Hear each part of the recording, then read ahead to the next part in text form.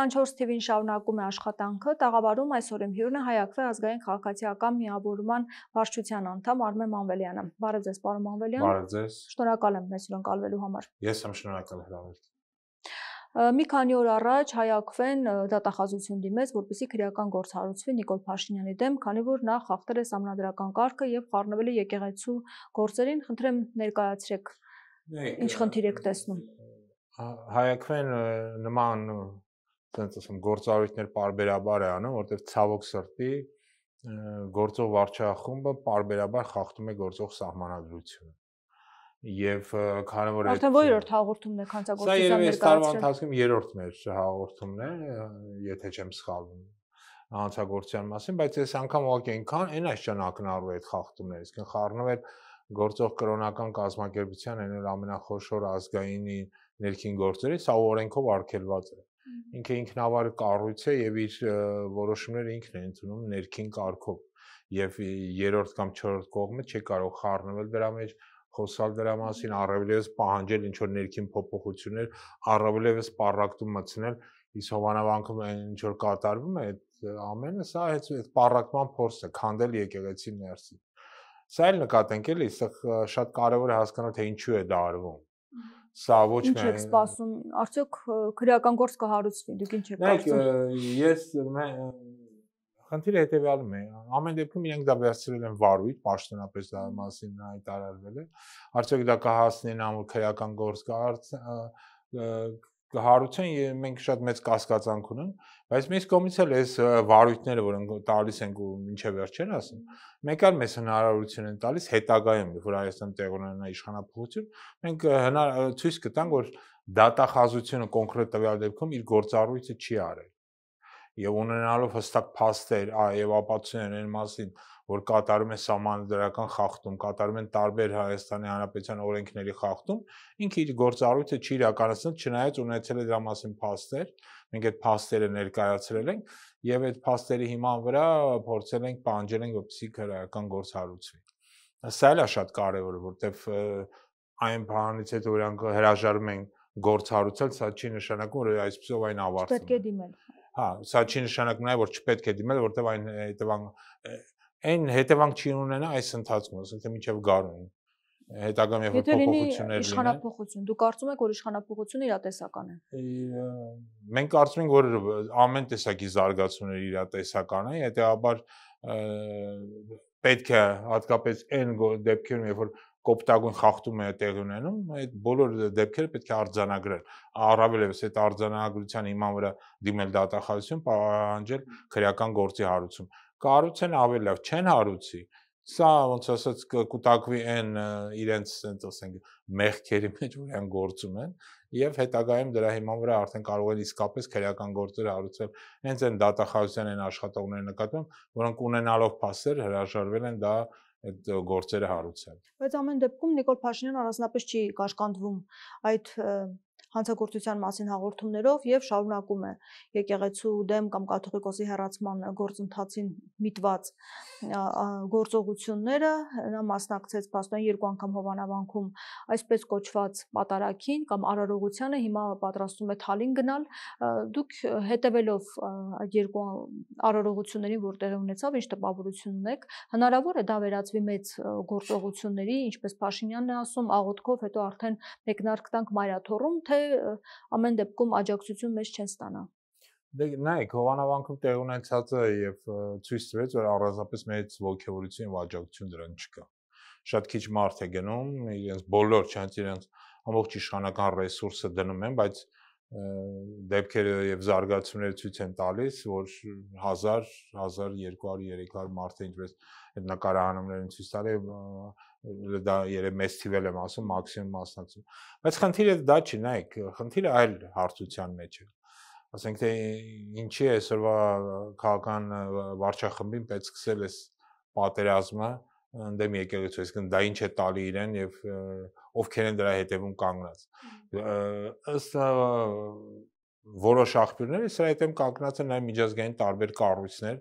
տարբեր հետախուզություններ, որոնք փորձում են այսպիսով նաեւ ներքին պառակտում եւ քայքայում մտցնել Հայաստանը։ Դա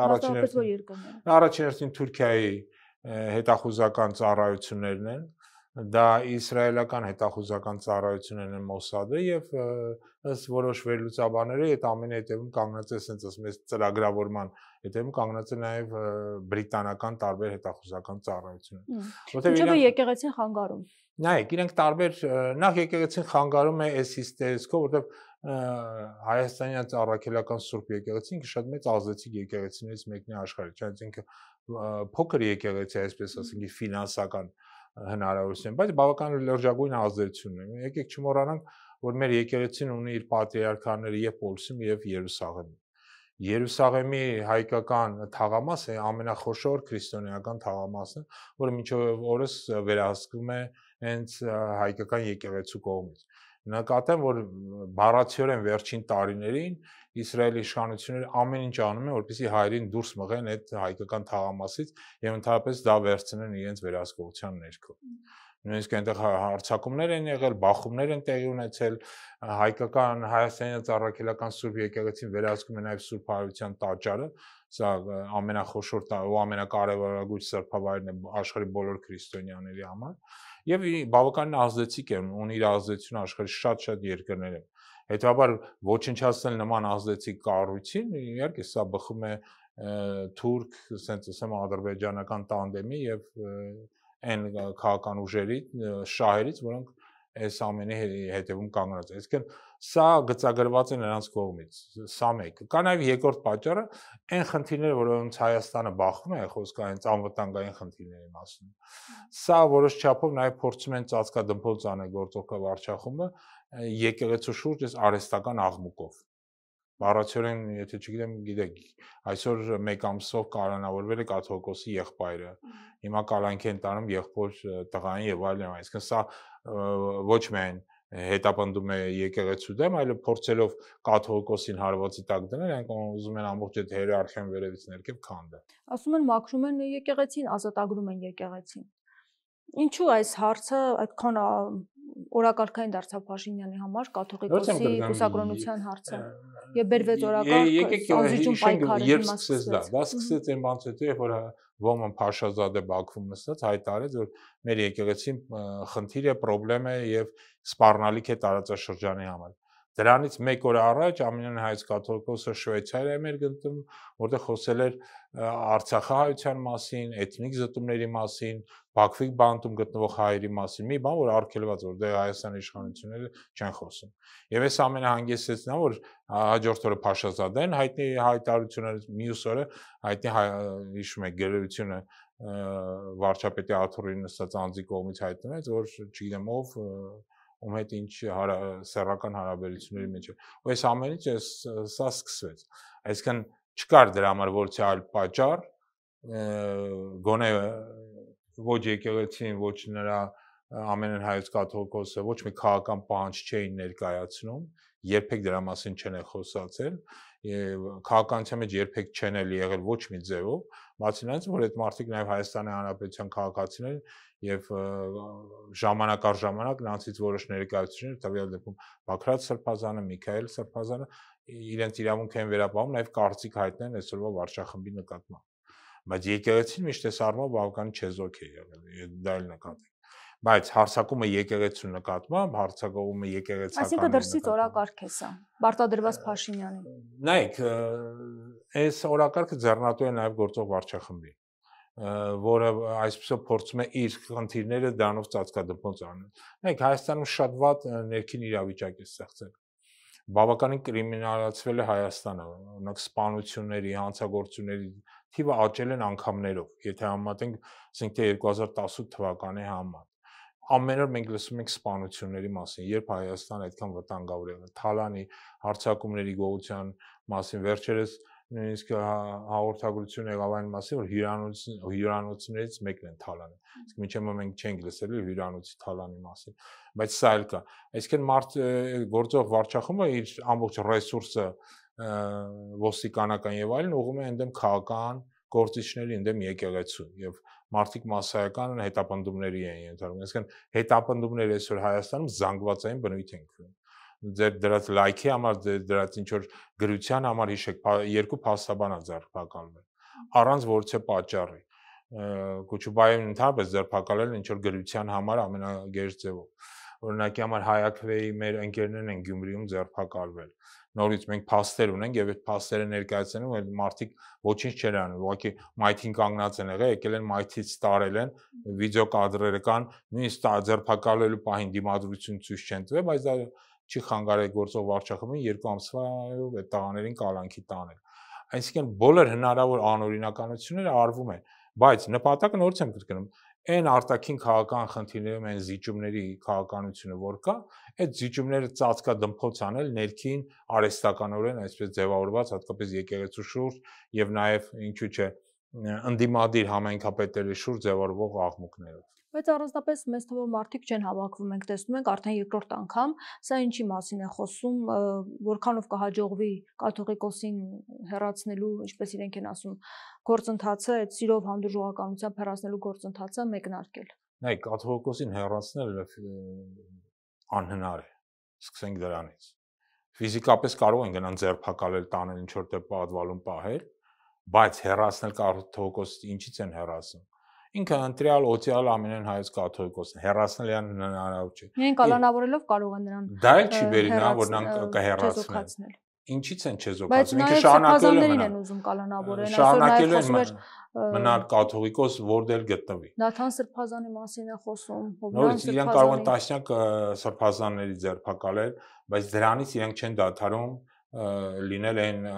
մարդիկ ովքեր կան։ Բայց եկեղեցու աշխատանքը արդյոք կշարունակվի բնականon նույն կերպ։ Ես համոզված եմ, որ այն հոգևորականները, որոնք նվիրված են հայաստանյան առաքելական Սուրբ եկեղեցուն, իրենք կշարունակեն իրենց գործը անկախ ամեն ինչից։ Կաթողիկոսին ժամանակին միակ կազմակերպությունը, որ կարողացել է չեզոքացնել, դա բոլշևիկներն են եղել, որոնք Սուրենյանց կաթողիկոսին խեղտամահ են արել։ Այսինքն կաթողիկոսին եւ դրանց հետո մոտապես 7-8 տարի թույլ չէին տալի, որպեսզի հոգևոր խորհուրդը հավաքվի եւ նոր կաթողիկոս ընտրի։ Հաջորդին, եթե չեմ սխալվում, 46 թվականին պատերազմից հետո ընտրվեց նոր կաթողիկոս։ Այսինքն չէ, կներեք, խեղտամահ արեցին Խորեն Մուրադբեկյանին։ Այսինքն խնդիրն անում է, որ ստիպել կաթողիկոսին հեռանալ, դա ֆիզիկապես հնարավոր չէ։ Ֆիզիկապես իրեն կարող են չեզոքացնել, բայց նորից եմ կրկնում, ինքը շարունակելու է մնալ կաթողիկոս, որտեղ ինքը հոծյալ է։ Իսկ եկեղեցին գլխատել,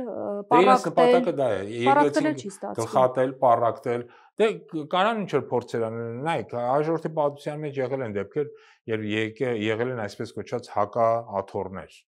Մի քանի տեղ մի քանի կաթողիկոս են նստել։ Այդ փորձը արել են տարբեր երկրներում։ Օսմանյան կայսրություններ փորձում կա եկեղեցին պառակտել, հակաաթոռներ ստեղծելով եւ օգնելով դրան։ Հիմա նույն հակաաթոռներն են ստեղծվում։ Ուզում ստեղծել կամ Փաշինյանը։ Ես դժվարում եմ ասեմ իրենք ինչ են ուզում։ Բայց այդ դեպքում մեծ աջակցություն պետք է ստեղծել իրենց չի հաջողվի, որովհետեւ կաթողիկոսին ամեն դեպքում ընտրում է հոգևոր խորհուրդը։ Հոգևոր խորհուրդը ինքն էլ է ընտրովի մարմին եւ շատ հստակ է որ հոգևոր խորհուրդը չի գնա նոր կաթողիկոսի ընտրության ճանապարհով։ Այսինքն նաև հոգևոր խավից պետք է աջակցություն ունենա, որպեսզի կարողանա հասնել դրան։ Ընդամենը 3 հոգի են ըստ էության հիմա դուրս եկել եւ պաշտպանում են Փաշինյանին։ Հա, պետք է ես համոզված եմ ժամանակի ընթացքում նաև պետք է հասկանալ թե ինչու են իրենք դուրս եկել իրենց սրբազանների դեմ, չէ՞։ Վերջի Արագածոտնի թեմի առաջնորդ եւ մի շարք Արագածոտնի թեմի հոգևոր հովներ ձերբակալված են։ Այս ամբողջ այդ մարդկանց տները ստուգել են, փորձել են ինչ-որ բան գտնել, վախեցրել են երեխաներին, երեք ես դիտում էի Տեր Սարգիսի պատմածը ոնց են եկել իր տունը եւ փոքր երեխաներին վախեցրել ինչ-որ բան փնտրելով։ Այսինքն այս ակցիաները ես համոզված եմ կշարունակվի։ Բայց ես նաև համոզված եմ, որ սա հետևանք չի տա։ Սա մեկ այլ հետևանք է տալիս, որի մասին պետք է ուշադիր լինել։ Այն մարդիկ, ովքեր մինչև հիմա փորձում են չեզոք մնալ, այսպես ասած, իրենք քաղաքականությամբ չեն զբաղվում այդ հայտնի լոզունգի։ Հիմա իրենց էլ է զզվեցրել այս վիճակը, իրանք պատրաստվում են, հասկանում են, որ այս մարդկանց պետք է հեռացնել։ Պարզա որ պետք է հեռացվեն օրինական ճանապարհով, ընտրությունների միջոցով եւ այլն, բայց պարզա որ եթե այս վիճակը մնա, այս երկրում ատելությունը, պառակտումը, քայքայումը, միմյանց նկատմամբ զազրախոսությունը, հայախոսությունը միայն շարունակելու է, միայն խորանալու։ Իսկ սա բերում է ազգի դեգրադացման եւ ազգի քայքայման։ Խաղաղության մասին շարունակվում է խոսույթը եւ այսօր Ալիևն է կրկին հայտարարությամբ հանդես եկել, նա ասում է, որ իբր ադրբեջանցիների վերադարձը Հայաստան չպետք է վախեցնի հայ ժողովրդին, հավելելով, որ երկրում ապրել են ադրբեջանցիները, աջակցել են նրանց պետականությանը եւ նաեւ հայտարարել է, թե չկա Սևանալիճ, կա Գոլչա։ 20-րդ դարի սկզբին հին ռուսական կայսերական քարտեզների վրա հստակ երևում է, որ ժամանակակից Հայաստանի տարածքում գրեթե բոլոր տեղանունները ադրբեջանական ծագում ունեն։ Սևանալիճ չկա, կա Գոլչա լիճ, ասել է Ալիևը։ Այս մասով այս խաղաղության հաստատված ֆոնին Ալիևի այս հայտարարությունը ինչի մասին է խոսում։ Սա հստակեպով խոսում է այն մասին, որ բոլոր հայտարարությունները իբրև խաղաղություն է, դա կեղծ է եւ սուտ։ Ես ուզում եմ այս առումով հատուկ շեշտել, մի քանի անգամ ասել եմ, ելել եմ ուզում ասել։ Հայ ժողովուրդը գոնե այն մասը, առողջ մասը, որ կա, պետք է հստակ կերպով մի բան հասկանա, որ Ադրբեջանը եւ Թուրքիան երբեք չեն գնա խաղաղության հայ ժողովրդի հետ։ Իրանք կգնան Հայաստանի եւ հայ ժողովրդի ոչնչացման, կդիմեն տարբեր ճանապարհների, տարբեր մեթոդների, բայց երբեք Հայաստանին խաղաղություն իրանք չեն բերի։ Իսկ բոլոր նրանց հույսերը, որ այս մարտիկ մի օր Հայաստանին կամ հայ ժողովրդին խաղաղություն են բերում, դրանք սին են ու շատ վտանգավոր։ Ինչ են վտանգավոր։ Ես այլ եմ ուզում հատուկ շեշտել։ Բոլոր այն մարտիկ հայկական ազգանուններով, ովքեր կգան ասեն, որ Ադրբեջանը մեզ խաղաղություն է բերում, իմացեք, որ այդ մարտիկ դավաճաններ են։ Սա հայտնի թեզ է եւ պետք է հստակ լինի։ Խաղաղության մասին Ադրբեջանի անունից խաղաղության մասին խոսացողները դրանք դավաճաններ են, որոնք փորձում են այսպիսով ինչ որ անձնական շահեր ունեն, ինչ որ անձնական ֆինանսական օգուտներ ունեն։ Ինչպես օրինակ մի քանի օր առաջ ինչ որ խումբ էր եկել ադրբեջանցիների եւ փորձում էին Հայաստանում իբրև ման գալ, հետո պարզվեց այդ խմբի մեջ կան մարդիկ, ովքեր Արցախի շրջափակմանն են մասնակցել։ Հստակ կերպով է, որ այս ամենը կազմակերպվում է միայն դրսի ֆինանսավորման եւ Հայաստանում գործող դավաճանական։ Բայց ինչու է այդ ամենը կազմակերպվում, եթե կեղծ է, այսինքն մեկ օր պայթելու է, չէ՞, այդ փուչիկը։ Հիմա ինչ հաշվարկ կա այս ամենի։ Հաշվարկը մի բարձ է, վերարտադրվել, ընտրություններին վերարտադրվել մարդկանց խափելով, որ իբրև իրենք խաղաղություն են բերում։ Նեն մարդիկ, որոնք չմոռանանք, էլի բարբերաբար պատերազմ, ավեր ու գաղթ են բերել, էլի։ Մոտապես 100-ից ավելի հայկական եկեղեցիներ են նվիրել թուրքերի, տասնյակ քաղաքների եւ գյուղեր են նվիրաբերել թուրքերին։ Մեր եկեղեցիները այսօր ավերվում, քանդվում են Արցախում, բայց այս մարդիկ խոսում են ինչ-որ բարոյականության եւ այլի մասին, եւ իբր թե մտածում են հայաստանյան առաքելական եկեղեցու մասին, երբ որ այդ եկեղեցու ամենակարևոր թեմներից մեկը Արցախի թեմը, որը հազարամյակներ շարունակ մոտապես 1700 տարի եղել է հայկական, այսօր արդեն թուրքական է։ Իսկ այս Սևանալիճի հետ կապված Ալիևի խոսույթը եւ ասում է, որ ցարական Ռուսաստանի քարտեզներով նայեք կտեսնեք այս մասին։ Եվ ասեմ, սուտ է ասում։ Սա կոնկրետ հավակնությունները Հայաստանի տարածքանավարչական։ Միանշանակ սա առաջին հերթին հավակնություն է Հայաստանի տարածքի նկատմամբ։ Իրանք ոչ մի վարքյան չեն պատրաստում այդ հավակնություններից հրաժարվել։ Իրանք ոչ մի վարքյան չեն պատրաստում ճանաչել այսպես կոչված սովետական Հայաստանի սահմանները, որը ժամանակ առ ժամանակ այսօրվա վարչախումբն է ասում, եւ իրենց հավակնությունները ոչ միայն Սևանի նկատմամբ, այլ ավելի խորքային է, առաջին հերթին դա Սյունիքի նկատմամբ, հատկապես այսպես կոչված Թրամփի ուղու կամ Զանգեզուրի միջանցքին է ուղղված եւ այլն եւ այլն, այսինքն իրենց հավակնությունները լինելու են շարունակական եւ իրենց հավակնությունները երբեք կանգ չեն առնելու եւ չեն դադարելու։ Դրա մասին պետք է հստակ կերպով իմանալ։ Այսինքն կարծում եք դուք պայմանագիրը չի կնքվի։ Միանշանակ ես համոզված եմ, որ Ալիևը երբեք այսօրվա ռեժիմը Դե Ալիևը նաև մերժեց առաջարկը Հայաստան գալու, ասաց, որ դեռևս այն իրավիճակը չի ստեղծվել, որ ինքը գա այստեղ։ Նշեց նաև դեռևս պայմանագիրը չի կնքված, այս փաստը նշում։ Ես համոզված եմ, որ իրենք երբեք չեն կնքի այդ պայմանագիրը, խնդիրը նույնիսկ եթե այս ռեժիմը, որ այս աշճան, ասենց ասեմ, ծնկաչոք կանգնած է Ալիևի առաջ, իրանց են մերժում, հասկացեք, այս մարտիկ չեն կնքի ոչ մի տեսակի խաղաղության պայմանագրի Հայաստանի հետ երբեք։ Քանի որ ինչպես նշեցի, այս նպատակը խաղաղությունը չի եւ իրենց նպատակը Հայաստանին հնարավորինս թույլատրել եւ ոչնչացնել։ Այլ նպատակ իրենք ուղակի չունեն։ Սա պետք է հստակ կերպով բոլորը հասկանան։ Նորից եմ գրում, այն մարդիկ, ովքեր ադրբեջանցիների անունից գալիս են եւ խոսում են խաղաղության մասին, հայկական ազգանունների մասին, նրանք բոլորը դավաճաններ են, որոնք ընդհանրապես ուզում են հայկական հերթական ցեղասպանությունը տեղի ունենում։ Իդեպ չմոռանանք, որ 1915 թվականի ցեղասպանությունը նույնպես այդ սցենարով էր տեղի ունենում։ Երբ որ 1908 թվականին թուրքերը եկան իշխանության, ապա հազարավոր հայեր, մտավորական այսպես կոչված հայեր գնում էին հայկական գյուղերը Սասուն եւ մյուս տեղեր, ասում են վերջ ամեն ինչ վերջացել է, հիմա արդեն խաղաղություն է լինելու, սրանք նոր թուրքեր են, ազվազարմ, չգիտեմ, Սորբոնում եվրոպական կրթությամբ թուրքեր են, որոնք հետագայում եւ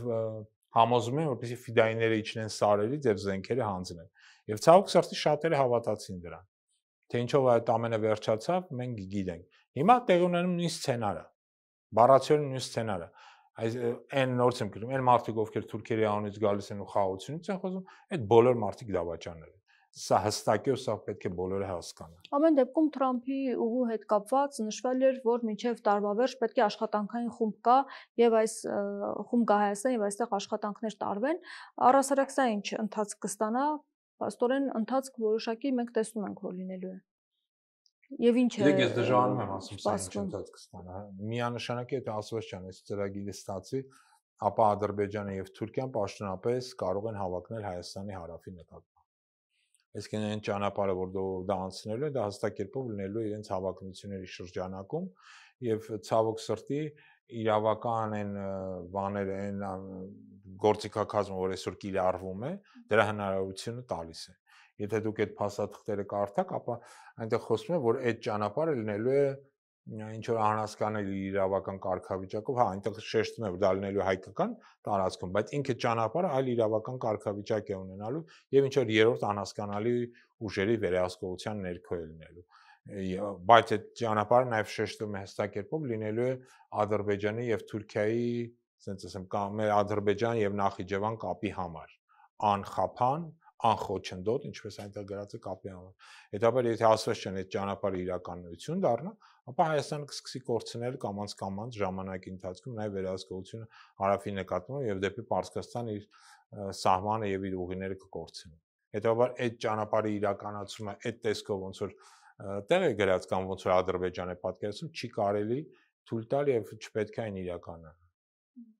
Հիմա այդ խմբերի գալը ինչ է փոխելու այստեղ, որովհետև հաղորդագրության մեջ ըստ էության նշված է, որ ողջունում են Ադրբեջանի եւ Հայաստանի ներկայացուցիչների միջև վերջերս տեղի ունեցած բովանդակալից քննարկումները սահմանների սահմանազատման, ականազերծման եւ թրիփի նախագծի աջակցության համար ենթակառուցվածքների զարգացման վերաբերյալ եւ նաեւ ողջունում են, որ Ադրբեջանը իր տարածքով թույլ է տվել բեռներ կան Հայաստան եւ այս գործընթացը իրենք փաստորեն հանձն են առնում շարունակություն տալ։ Նորից եմ կրկնում, կան շատ ուժեր, որոնք շահագրգռված են այս ծրագրով։ Այս ծրագիրը հստակ կերպով չի բխում Հայաստանի շահերից, որտեվ Բայց նշված է իրավազորություն, հիմա Փաշինյանը երբ այս հարցը հնչեցվում է, ասում է 5 կետեր կան. իրավազորություն, ինքնիշխանություն, Հայաստանի պետք է պահպանվի։ Հայաստանի ինքնիշխանությունը պահպանվում է ճանապարհի sense տակին գտնվող հողի վրա։ Ճանապարհի նկատմամբ ոչ մի ինքնիշխանություն չի պահպանվում։ Ճանապարհի նկատմամբ ինքնիշխանությունը կպահպանվի, եթե այդ ճանապարհը վերահսկվի հայկական զորքերի կամ հայկական սահմանապահների կամ հայկական ոստիկանների կողմից։ Եթե դու չես վերահսկում այդ ճանապարհը, ապա մնացած ընդհանրապես ասենց ասեմ։ Դու կարծում եք չի լինի իսկապես այդ վերահսկողությունը կամ հեռավար կլինի, ինչպես նշվել է արդեն։ Այն փաստաթուղթը, որ կա, որը ես կարդացել եմ շատ մանրամասն, հստակ է, որ այն չի լինելու։ Այն չի վերահսկվելու հայկական կողմից։ Եթե դու չես վերահսկում քո տարածքով անցող ճանապարհը, հետո դու կորցնում ես իրավական կարգավիճակը այդ ճանապարհի նկատմամբ եւ ու այն ուժերը, որոնք կվերահսկեն դրան, նրանք էլ կունենան որոշակի իրավական գործընթաց։ Իսկ այն ուժերը, որոնք այն կշահագործեն, իսկ այն չի շահագործելու Հայաստանի Հանրապետությունը։ Այն շահագործվելու է Ադրբեջանի եւ Թուրքիայի կողմից։ Հետո Ադրբեջանը եւ Թուրքիան կամաց դրա նկատմամբ իրենց իրավական նոր պահանջներ կներկայացնեն։ Հիշենք, ինչից սկսեցինք, ուր հասանք։ Սկզբից ասում էին ոչ մի ճանապարհ չի լինի, բացառում ենք, որ Միջանցքի գաղափարը եւ այլն, հետո ասում էին կարող է դա կնքվել, եթե ասենք թե կնքենք խաղաղության պայմանագիրը, հիշում ենք, ինչեւ դա ասում են Մինսկի խումբը կլուծարենք, եթե խաղաղության պայմանագիր կնքվի, խաղաղության պայմանագիր չկա կնքված, բայց դրա փոխարեն արդեն տենում ենք ճանապարհի շուրջ գնում են լուրջ գործընթացներ, ճանապարհը միմիայն Ադրբեջանի շահերից է բխում եւ ոչ մի կերպ Հայաստանի։ Եվ տեսնում ենք, որ Հայաստանը բոլոր հարցերում գրում է զիջումների։ Մեր արդեն խոսքը գնում է Սևանի նկատմամբ հավակնությունների դեպի Հայաստան ադրբեջանցի մուտքի մասին, որը նույնպես դրանք բացառում են։ Հիշենք իրենց մյուս պահանջները, դա սահմանադրությունից Դե Բարգոս նախարարն ասում է, որ այդ հարցերը չի քննարկվում օրակարգում չէ, բայց Ալիևը փաստորեն խոսում է այդ մասին Մեր արտաքին գործերի նախարարը ստախոս է, ես ում դա հատուկ շեշտեմ։ Ինքը սուտ է խոսում։ Այդ բոլոր հարցերն է քննարկում է։ Իրանք բոլոր Ադրբեջանի պահանջները կատարում են, բոլոր պահանջները, եթե նույնիսկ այս պահին չեն կատարում, ապա դրանք դրած են սեղանին եւ դրանք քննարկվում են։ Այսօր չեն կատարում, վաղը կկատարեն։ Եթե ժամանակի ընթացքում Ադրբեջանը նորանոր պահանջներ է դնում եւ այդ պահանջները իրանք սկզբից կքննարկեն, սկզբից կասեն, որ չեն քննարկում, հետո կպարզվի, որ քննարկում են։ Հիշենք, մինչև այսպես կոչված Թրամփի ուղու կնքումը դրա մասին խոսք չկար։ Առաջին անգամ դրա մասին ադրբեջանական մամուլը գրեց, որ Սպիտակ տանը հավաքվելու են եւ կնքել են։ Հայկական կողմը ընդհանրապես չէր խոսում դրա մասին։ Դա որ պետք չի զարմանալ այս մարդկանց ստախոսության վրա։ Առավելևս պետք է վախենալ, եւ որ այս մարդիկ գնում են ինչ-որ պայմանագրեր կնքելու։ Այս մարդկանց օրոք կնքված բոլոր պայմանագրերը հակահայկական են, բոլորը, առանց բացառությամբ։ Եվ ոչ մի դուք չեք կարող ինձ մեկ փաստաթուղթ ցույց տալ սրանց կողմից ստորագրված միջազգային, որտեղ մի թեթև գոնե հայկական շահ կա։ Բոլոր իրենց կնքված պայմանագրերը 2020 թվականից հետո միայն բերել են Հայաստանի կողմից տարածքային զիջումների, միայն բերել են Հայաստանի կողմից իրավիճակի վատացման, անվտանգային իրավիճակի թուլացման եւ այլ եւ շարունակաբար այսպես։ Հետո որ ձեզ իրենց արտգործնախարարը ասում է, որ ինքը ոչ մի կերպ այս հարցերը չկան, ուղղակի սուտ է խոսում։ Իսկ ընդդիմությունը եթե գա իշխանության, ինչ է անելու, այս հարցն է հնչեցվում։ Շարունակելու են այդ պայմանագրերը, թե ինչ են անելու։ Ես չգիտեմ։ Սա շատ բարդ հարց է իրականում։ Բայց պետք է ըստ էության ներկայացվի ծրագիր, թե ինչ է արվելու կան իշխանության։ Ինչու՞մ է բարդությունը։ Հայաստանին ուզում են Ադրբեջանը ուզում է Հայաստանում դնել մի իրավիճակում, երբ անկախ իշխանափոխությունից հաջորդ իշխանությունները ստիպված պետք է լինի կատարել այդ ծրագրերը։ Այս ամենավտանգավորն է։ Հետևաբար այս ծրագրերը չպետք է վավերացվեն։ Այսինքն չեղարկելու հնարավորություն չունենան։ Հա, Հայաստանը հայտնվում է այնպիսի իրավիճակում, որ շատ դժվար լինի դրա չեղարկելը, կամ դրա չեղարկելը իր վրա ավելի թանկ նստի։ Սա է գործողական ռեժիմի տրամաբանությունը եւ Ալիևի թելադրանքը։ Հայաստանին դրնել մի իրավիճակում, որտեղ ինքը վստահ չէ, որ այս ռեժիմները անդադ կարող են վերարտադրվել։ Հասկանում եք, չէ՞ որ ցանկացած ռեժիմ վերջի փոխվելու նույնիսկ Բայց ամեն դեպքում ընդդիմությունը պետք է ունենա իր պլանները, իր ծրագրերը։ Նայեք, քանի որ Հայաստանում չկա մեկ միասնական ընդդիմություն, ես չեմ կարող ամբողջ ընդդիմության կողմից ասել։ Օրինակի համար կարող եմ ասել, որ հայակվեն Հայաստանում անվտանգության եւ խաղաղության հետ կապված մեծ ծրագիր է կազմել, որը կոչվում է անվտանգության համապարփակ համակարգ եւ այդ համապարփակ անվտանգությունը մենք իդեպ դրա մասին շուտով առանձին կներկայացնենք եւ կարող ենք ավելի մանրամասն խոսալ եւ փորձել ենք տալ այդ լուծումները, որտեղ ինքը շատ մեծ փաստաթուղթ է, կարճ լուծումների մասին չեն կարող ասել, բայց կարող եմ ասել հետեւյալը, որ երկրում համապարփակ անվտանգության հաստատման համար նախ եւ առաջ պետք է մեծ ուշադրություն դարձնել մի քանի խնդիրների։ Խնդիրներից առաջինն է, որպեսզի երկրում պետք է ներքին ամերաշխություն լինի։ Այսինքն ատելության, այս քայքայման, քայքայիչ, միմյանց նկատմամբ զազրախոսության, հայախոսության, եկեղեցու նկատմամբ անընդհատ ամենօրյա հարձակումների պայմաններում համերաշխություն լինել չի կարող։ Դու չես կարող ունենալ համապարփակ անվտանգության համակարգ ներքին ատելության, պառակտման եւ այլն պայման։ Այսինքն պայմաններից մեկը այդ ներքին համերաշխություն ստեղծել, որ շատ դժվար է, բայց որը հնարավոր է, եթե տեղի ունենա նորմալ սահմանադրական ճանապարհով իշխանապահ։ Այդ դեպքում իհարկե այդ կարող ենք անել։ Իսկ սա առաջին պայմաններից մեկն է։ Ու եթե դու այս պայմանը չիրականացնես, իհարկե շատ դժվար է լինելու անվտանգություն։ Նաև հայակվեն դիտորդական առաքելություն իրականացնելու վաղաշաբաթում, այս մասով ինչ կարող եք ասել եւ առասարակ ստեղծված իրավիճակը ներքին լարվածություն, թեժ պայքար, կալանավորումներ, ինչ է սպասվում։ Նայեք, ես ինչ վերաբերում է վաղաշաբաթում տեղ ունեցող ընտրություններին հայակվեն դիտորդական առաքելություն արել, մենք այդ դիտորդական առաքելության բավականին մեծ փորձ ունենք եւ նաեւ ուզում եմ շեշտել միջազգային փորձ ունենք, մենք արել ենք դիտորդական առաքելություն եւ Երևանում, Գյումրիում, Փարաքարում եւ կարծում եմ շատ հաջող ենք արել։ Մենք բավականին մեծ դիտորդների խումբ ունենք, կարող ենք փակել բոլոր տեղամասերը եւ շատ խիստ կերպով եւ բավականին պրոֆեսիոնալ խմբեր են մերոնք։ Բացի դրանից մենք արձագանքում ենք բոլոր խախտումները։ Այո, բացի դրանից մենք իդեպ սա եմ ուզում շեշտել, մենք նաեւ միջազգային մեծ փորձ ունենք, մենք դիտորդական առաքելություններ են կարել Իրաքում, Քրդստանում, որտեղ իրականացում են Եգիպտոսում են կատարել ընտրությունների ժամանակ դիտորդական առաքելություն եւ փորձել ենք նաեւ տարբեր երկրներին ենք դիմել, որպեսզի դիտորդական առաքելություն անենք եւ որոշակի այդ առումով այդ միջազգային փորձներ ունենք։ Այսինքն դուք Հայաստանում չեք կարող երկրորդ խմբին ներկայացնեք, ով որ նմանատիպ եւ միջազգային եւ Հայաստանում դիտորդական առաքելությունների փորձ ունի։ Եվ մեր խմբերը շատ պրոֆեսիոնալ են, շատ լավ աշխատում են, մենք լավ իրավաբանների եւ արագ արձագանքման խմբեր ունենք, որոնք սա էլ նկատեմ, որ մենք իդեպ հենց հիմա նոր սկսել ենք դիտորդների վերապատրաստման նոր գործընթաց, եթե մարդիկ լինեն ովքեր ցանկանում են միանալ, կարող են միանալ հենց մեր այդ դասընթացներին, իրանք շատ կարճաժամկետ դասընթացներ են, բայց շատ լավ իրավաբանական խմբեր ունենք, որոնք այդ դասընթացները անցկացնում են ոչ միայն Երևանում, այլ նաև մարզերում։ Եվ մեր նպատակն է հնարավորինս շատ դիտորդներ ունենալ, որպեսզի հետագայում արդեն ավելի մեծ համապետական ընտրությունների ժամանակ կարողանանք այդ առաքելությունը իրականացնել նաև տարբեր ձևերով եւ փակելով ամբողջ Հայաստանը, սա շատ կարեւոր է, որպեսզի ընտրությունները հնարավորինս թափանցիկ լինեն, անկողմնական լինեն եւ հնարավորինս լինեն ասենց ասեմ օրենքին համապատասխան, այս կարևոր պայման։ Սա հիմնական։ Ինչ վերաբերում է վաղ շաբաթին, ապա այնտեղ մենք էլ իրականացնելու ենք մեր դիտորդական առաքելությունը, որտեղ սա էլ եմ ուզում շեշտեմ, հայաքվենիքը շատ մեծ կառույց է։ Երևի ամենամեծ ոչ խորհրդանական կառույցներից մեկն է։ Մենք ազգային քաղաքացիական միավորում ենք։ Մենք իրականացնում ենք մեծ թվով կրթական տարբեր ծրագրեր։ Ամենամեծ կրթական ծրագրերը մենք ենք իրականացնում։ Դա ոչ միայն դիտորդական է, դա քաղաքական դպրոցն է, դա քաղաքական դասընթացներ է։ Մենք նաև իրականացնում ենք կրթական ծրագրեր տարբեր խմբերի համար, օրինակ երիտասարդության համար SMM-ի տարբեր դասընթացներ են կատարում։ Հենց հիմա սկսել ենք մեծ կրթական ծրագիր պայմանավորված դրոնների կառավարման հետ, որտեղ այդտեղ էլ մենք որոշակի փորձ ունենք եւ այլն եւ այլն։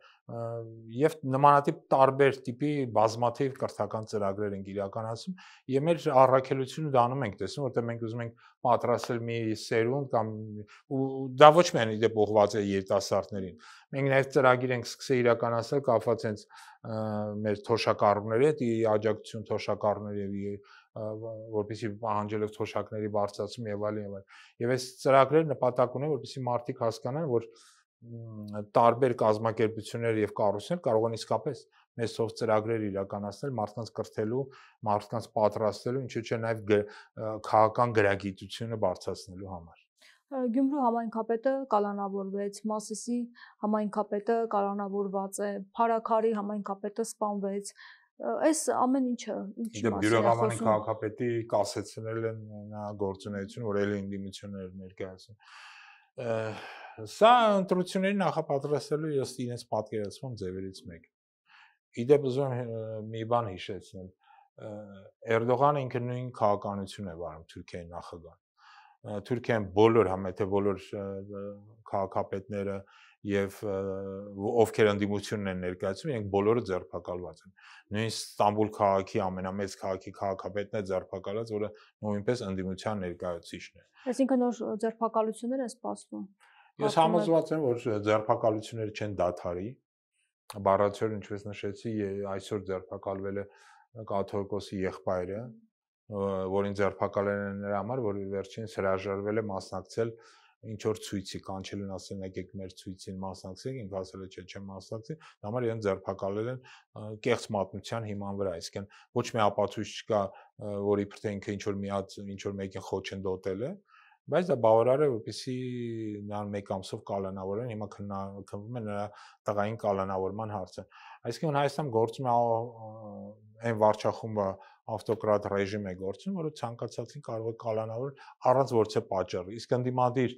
ինչ որ կառույցներ ներկայացնել, սա արդեն մեծ մեղք է եւ սա էլ է բավարար պայման, որպեսզի մարդկանց կալանավորեն։ Իդեպ ասեմ, մենք հենց հիմա պատրաստել ենք մեծ զեկույց եւ ուղարկելու ենք մարդու իրավունքների եվրոպական տարբեր գրասենյակներ, մեկ անգամ եւս այ դեպ անում ենք պարբերաբար։ Մեկ անգամ եւս ուշադրություն դարձնելու մարդու իրավունքների միջազգային բոլոր կառույցներին եւ գրասենյակներին այն